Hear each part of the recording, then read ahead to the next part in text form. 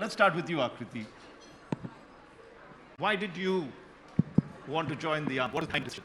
Good evening, everyone. Firstly, I would like to convey my sincere thanks to having both of us here on this forum, Women Redefining Power. So as far as my journey goes, I come from a very serene yet resilient valleys of Jammu and Kashmir, where we have grown up listening to the stories of valor, sacrifice, and patriotism. I belong to a family deeply rooted in armed forces and civil services. So I believe in that environment, uniform isn't just admired, it's revered. So if I remember, during my childhood days, I was in class 7th. Since class 7th, I believe, I used to put my signature before my name, writing captain before it. So I believe it wasn't a joke, it was a reality. So this one word captain became my North Star, which guided me through my academics, be it school and engineering days. While I believe there was no plan B, it was very clear, loud and clear to me, it was only and only olive greens. So I had an ambition, put it on my sleeve, and when it changed to stars on my shoulders, I never knew it. So here I am, and that's my story. And let's come to Wing Commander Vyomika Singh. You're a helicopter pilot. You could have been anything else. Why did you choose this profession? Good afternoon, everybody, and thank you for giving me this opportunity. It's an honor to see you all and speak to you. And I'm honored that I'm in the blue uniform and I'm speaking to you. Grateful to the Indian Air Force. Yeah, please tell us your backstory. So my story, I'm the first one from my family to enter the armed forces. Something similar, class 7th. My name is Vyomika, so the name was discussed in the class and somebody said, yes, Vyom means sky and you will own the sky. So since then there was the idea got seeded in my thoughts, and I was since then I was fascinated with the sky. I would look up and look at the skies, make, the designs in the clouds, and my study room used to face a window through which I could see the aircrafts landing. So I used to draw the insignia of the on the tail planes, were drawn on the back of my notebooks, a little distracted.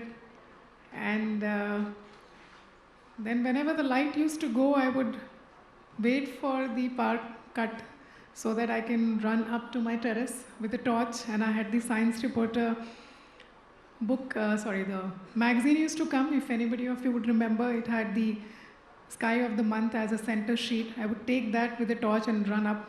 So I was always fascinated with the skies and the aeroplanes, and being from Delhi, I have seen the aircrafts during 26th January parade doing fly past. So I was very, very fascinated, and since then I've been wanting to be in the skies. Pradeep? My question is to Colonel Akriti, since you are among the first women officer, the commanding officer of the Indian Army. Share us something about it, how the journey has been to an officer to this. Coming from J&K, yes, being the first woman officer from the J&K and commanding in the operational area right now, the journey has its own plus and minuses, but I believe in Army we don't generally talk about minus because there are nothing much. It's all we turn into the positives that we have. I believe the changing phase and the challenges that I had initially were in Army we actually don't have any challenges because we believe in actions rather than by words. We work for it so that there are no challenges that come our way. I had a privilege of working with mechanized infantry and the air defense regiments, which are deeply operational environment and deeply rooted in their high-stake environment that they are deployed in. Apart from a technical role, which I am trained for, I got an experience to go beyond my own role and see what the combat actually feels like. I also got an opportunity to represent India in United Nations peacekeeping mission, which gave me a multi-dimensional role to the various other armies, how they work. And now myself, when I'm commanding in an operational area, these all roles have actually defined one thing and have strengthened my belief that leadership isn't defined by just by comfort, but your presence in adversity, in action, and in service. So I believe it sums up all. Pradeep? Commander Vyomika, you've flown in one of the toughest terrains of India, you being a helicopter pilot, and we were just chatting over lunch. You mentioned about your experience in one of the rescue operations in Arunachal Pradesh. Can you throw some light on it? Can you share for our audience? Yes, the beauty of being a helicopter pilot is you're not limited to runways. So I have flown in the plains or the seas of Jamnagar. I have flown in the plains and the desert of Jodhpur. I have flown in Arunachal Pradesh. I have flown in Jammu and Kashmir Valley. One of the most beautiful flying I have done in Sikkim. So in Arunachal, there was in year 2020, peak winters, we had a operational mission where we had to rescue or retrieve certain materials which was stuck at the edge of a 10,000 plus peak. It was a treacherous terrain, so there was no other way but to retrieve it through the helicopters. So I led a 2-aircraft mission. We were 5 of us in the team, and we would take the Garud commandos as well as the technical members, and we would take them and drop them at the ledge at where the equipment was, and we will leave them for 3 years, go back, then come back after 3 years to pick them up and the material that they have retrieved. The most challenging part of this this mission was that there was no place to land. The equipment had entirely, it had taken the entire ledge. I had a very small bit of land where I could just place my skid like this. So balancing that there and also flying in that weather without doors, I was wearing double gloves. I know, I remember my nose had frosted and I had the snowflakes on my eyelashes. But then it was one of the best learning curve I've had in my helicopter tenure or the life as a helicopter pilot. The teamwork, the kind of josh you see in the people who are in your team, and the kind of longing that people have when we used to leave the team members there and come back. And even if it would be half an hour delayed because of weather, we had that yearning for those team members that we have to go and get them back. So the kind of camaraderie we had with the other services also, there was Rashtriya Rifles and there was ITBP also there. So we saw that everybody who's in uniform, maybe the color is different, but there is tricolor inside our hearts, all of us. We were all Indians there, and it was such a beautiful accomplishment that we all had together. That is one of the most memorable ones. Another round of applause for that as well. I'm going to ask you, and I'm just putting a bit of statistics into this. I was checking with my colleague as to what is the percentage of women in the armed forces. And the statistics are quite interesting and revealing also. The Indian Air Force has 13.69% of women as officers. This excludes the medical and dental branches. In the Indian Army, you have, I think, 3.97% officers as women. Again, this is minusing the medical and dental branches. And in the Indian Navy, around 6% of officers as women. So in some senses, you'll continue to be somewhat of a minority in some of these forces. And that's my question to you, Colonel Akriti, is has your presence in the Army firstly brought about a change, opened doors for other women? What would be your advice? How different is the forces now as when you joined? What is the big difference you noticed? I believe the very fact both of us are sitting here has definitely not only changed the titles, but it has changed the belief. From who can and what ifs to it has changed to yes, I can and I will. I believe not only the women and even the young generation, after seeing all of us, though being lesser in number, it's just a matter of time when this number is going to change, and it will definitely change. There is no doubt about it. Indian Army is already onto the path of progression, transformation, and the change this country is going to see soon. All the women who are there initially, it has changed a narrative also, I believe. Earlier it was women can only join, but now they can lead, they can command, and they can transform. Excellent. And can I get Wing Commander, Vyomika Singh into this, and what are your experiences? See, my experience has been, I have been surrounded with a lot of strong women, my mom being one. And it is all happening in phases. If you see, earlier there were no engineers. When I went to the engineering college, in my first semester, out of 50 students, we were just 2 women. So it is taking time. But yes, you have to appreciate the fact that yes, it is opening.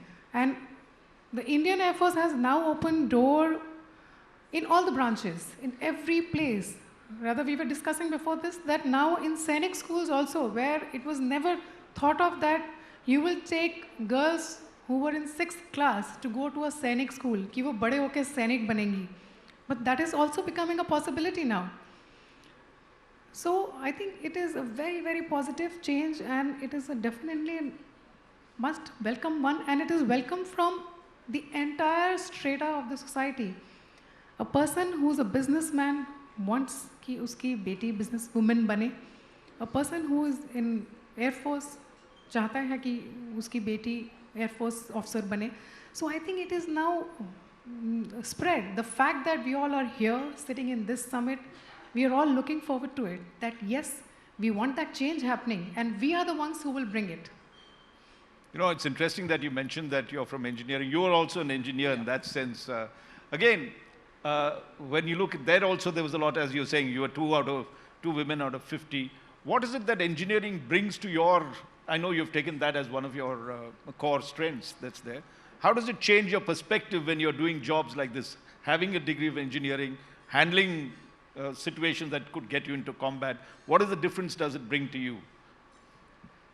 Being an engineer and commissioned into the Corps of Electronics and Mechanical Engineers, I believe what I learned, I'm able to do.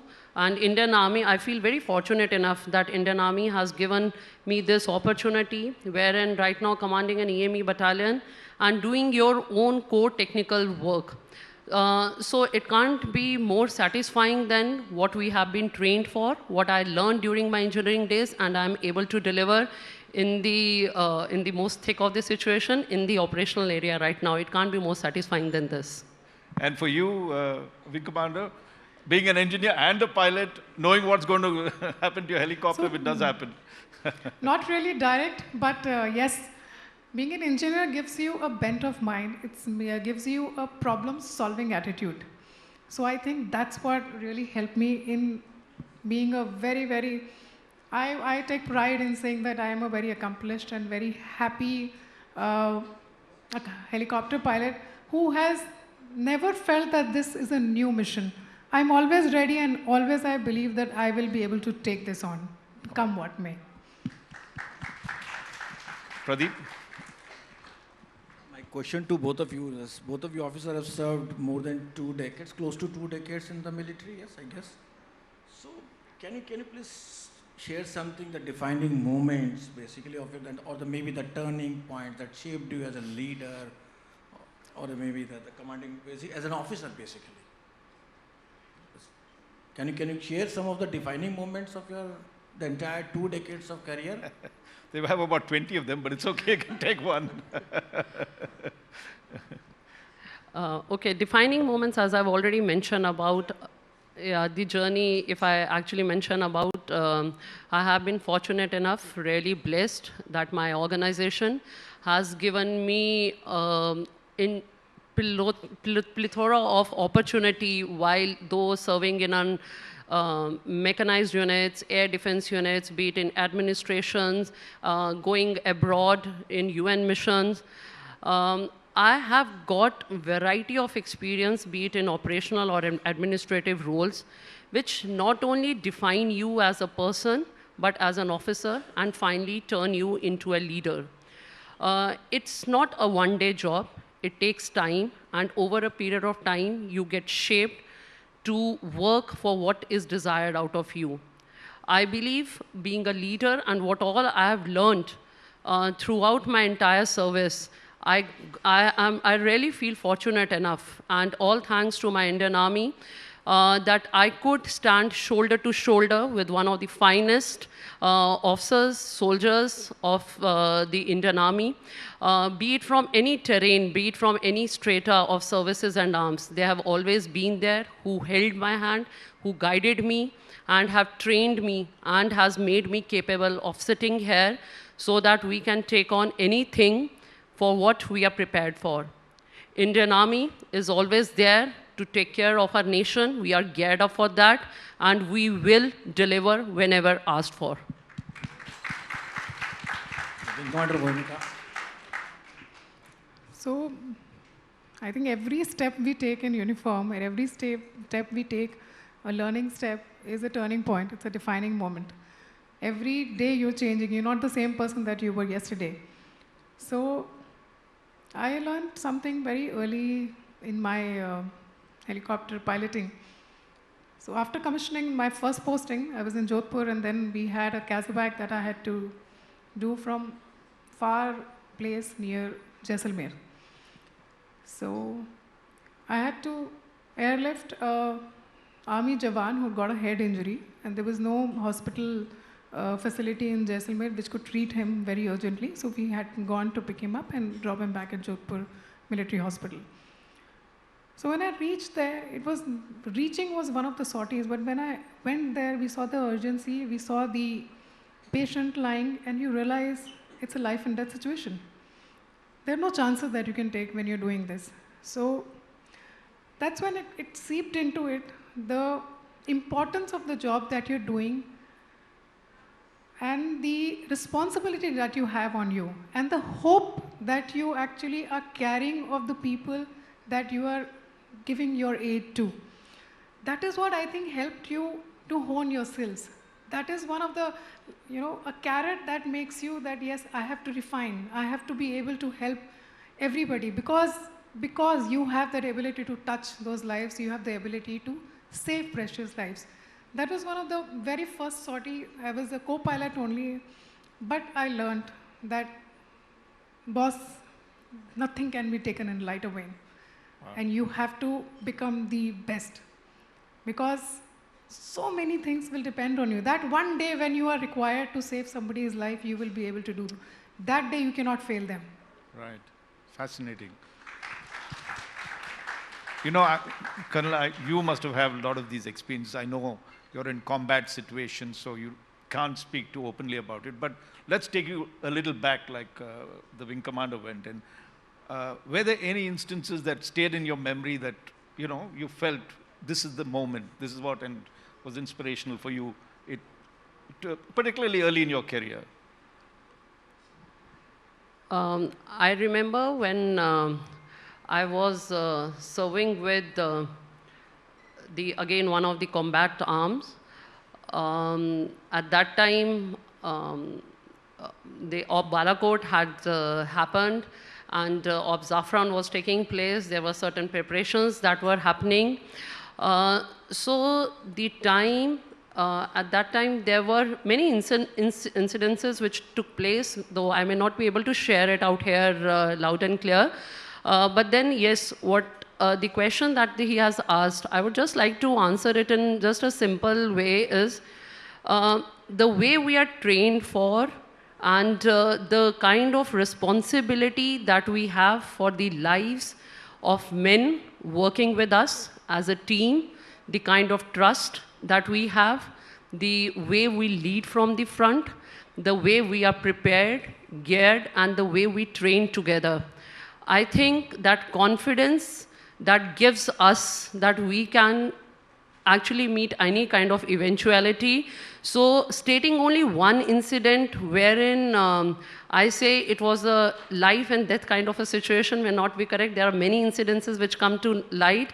It will be not correct on my part only highlighting one incident, because as on today also, every day is like a test for preparedness. Every day is like resilient. You are leading under pressure. But yes, still standing tall, taking care of your men who are there with you, who are standing tall with you, full and of women. josh. And Yes. taking care of your men and women. Yes, yes, men, women. Okay, not to Yes. sound that gender biased. Yes, taking care of men, women, and my families who are there with me, standing tall with me. And yes, we all are happy, smiling, and a lovely family that we have. We are driving and there to thrive. Thank you. Wonderful. And we can see why the Indian Armed Forces are so respected, the kind of confidence and maturity and the kind of passion that you'll speak with. Final question, because we've just got about 4 minutes left. Wing Panda, we'll start with you. And when you all joined the forces, the percentage of women in the forces was far, far less than what it is now. What would your advice be to a young person who just maybe graduated like you did, or about to enter, wants to enter the forces? What would your advice be to her? What would be your insights to her? I think my advice to every young woman who is listening would be to be fearless. Believe in yourself. You will be able to achieve whatever you think. Believe in your thoughts. Believe in your capabilities. Yes, you will need to build them up, but so make a roadmap, have a dream. I think you should write it down with timelines, then work backwards, and there you will have your vision, and you will be able to make it a life goal and achieve it. There is nothing that anybody cannot do, men or women. And we're going to turn that question to you. What happens if a young Akriti comes and now is wanting to join the forces? What would you be advising her to do? Yes, definitely. I have got good advice for all the young boys and girls who would like to join Indian Armed Forces. First, the safety, honor, and welfare of your country comes first, always and every time. Be bold, be courageous, be confident. Write your own notebook. Choose your own label. Choose courage over comfort. Dreams don't come with expiry dates, but yes, they do demand commitments. So be strong enough to face the world and know your potential, because at the end, you owe a duty to your country. Thank you, and Jai Hind. I would like yes, to please, add please a add. little- I would like to add a little thing for anybody who's really aspiring to be a part of the olive green or the blue or the white. The Indian Armed Forces is a family which gives you ample opportunity with open hands to become whatever you want to. I'm not only a helicopter pilot, I am a composite package. I'm a mother, I'm a wife, I'm a sister, I'm a daughter. I'm an adventurer. I have done scuba diving, I have done mountaineering, I have done sailing. You name it, and you have the opportunity to do it. So I think the Indian Armed Forces is the place for anybody who wants to do adventure, who wants to do engineering, who wants to fly, who wants to do contribute in the education side, or anybody who's very happy doing accounting. So being in uniform is not only about flying or being an engineer, as we both are sitting here. There are so many other opportunities. Please do find out more about it, and you will be very pleasantly surprised. Come join us. Well, we've got a minute left, and I'm going to, you talked of both boys and girls, right? When I asked you that question. So let's just stick to, we don't, Right. This is a women's summit. So what would your advice be to a girl who's about to join the army? Advice to the girl? Yeah. I believe the very fact I am sitting here proves that nothing can stop you if you are convinced about your passion, about your dream, about your goal. Yes, nothing comes easy. You have to work for your dreams. You have to be driven. You have to be passion-oriented. If you don't have passion, you lack passion, then nothing can take you where you want to. Destiny is one thing, but I believe your decisions decide your destiny. So take charge of your things And I'm sure there is nothing that will stop you. We say, we write on our status, be bold, be unstoppable, so be the one. I always say someone has to be, so maybe that someone can be you and has to be you. Just believe in yourself, put on that smile on your face and just work for it, and I'm sure there will be no limit that is going to stop you. Wow. Let's give them a very, very warm round of applause. We have never felt so proud, so inspired by you all. God bless and keep serving the... You want to say something? Yes, I would, like any event in the Indian Armed Forces, we always end the event by saying Bharat Mata Ki Jai. I will urge all of you to kindly say Bharat Mata Ki Jai 3 times with me. Bharat Mata Ki Jai. Bharat Mata Ki Jai. Bharat Mata Ki Jai. Thank you, Jai Hind. Jai Hind. Thank you very much.